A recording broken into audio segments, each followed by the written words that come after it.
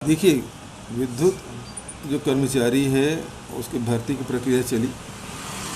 कुछ लोग न्यायालय गए, न्यायालय के आदेश के पालन करना हमारी बाध्यता है। अब यदि उसमें एग्ज़ाम होते हैं तो उसमें उसके बारे में विचार किया जा सकता है, उसके कुछ बोनस अंक दिया जाए।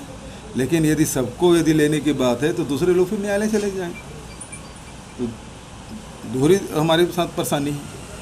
सभी विधानसभा में रहेगा, ऐसा नहीं है। मतलब मैं रायपुर जिला आऊँगा तो रायपुर की विधानसभा में जाऊँगा। मैं तो पूरे 90 विधानसभा में जाने वाला हूँ, चाहे वो शहर के हों चाहे गांव के हों। और ये दौरा केवल गांव भर का नहीं होगा, शहरों का भी होगा। शहरों में भी नगर, जहाँ नगर पालिका है, नगर पंचायतें, वहाँ भी हम लोग जाएंगे। ग्रामीण क्षेत्र में जाएंगे, वहाँ के किसानों से, वहाँ के नौजवानों से, महिलाओं से, आदिवासियों से, व्यापारियों से, सबसे मुलाकात होगी। आज साजा विधानसभा के धमधा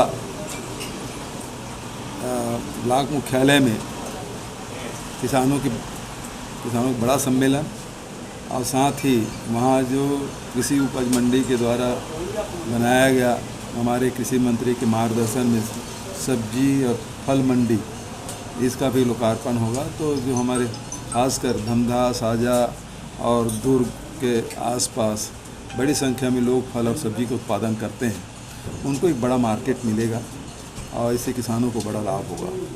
सीधी सी बात ये है कि राहुल जी कहते हैं कि मंडी किसान के घर के नज़दीक होना चाहिए, उसके गांव के नज़दीक होना चाहिए।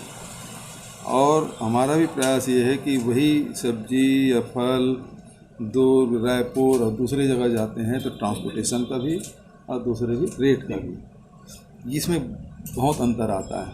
तो किसानों को ज़्यादा से ज़्यादा उसके उत्पादन का लाभ मिले, ये सोच कांग्रेस की रही है। और इसको बढ़ाते हुए, चाहे फल उद्यान की बात हो, चाहे सब्जी की बात हो, चाहे लघु उपज की बात हो, चाहे किसानों की, हमारी सरकार बनने के बाद 2400 हमारे धान खरीदी केंद्र हमने खोला।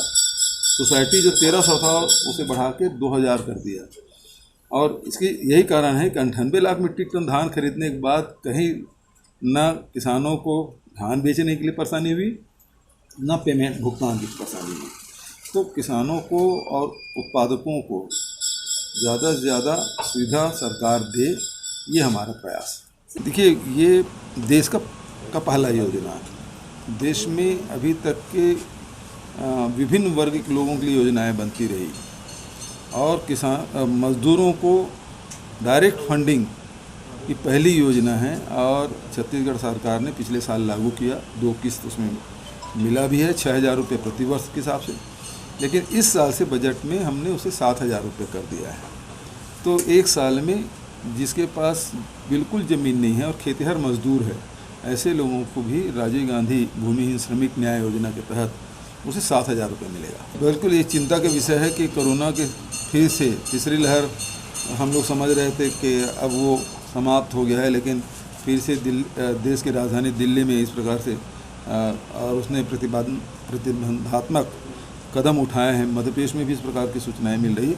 हम लोग भी इसमें विचार करेंगे, यदि आवश्यकता पड़ेगी तो जो प्रारंभिक रूप से जो उसके सुरक्षक जो उपाय हैं उसके लिए आदेश जारी करेंगे।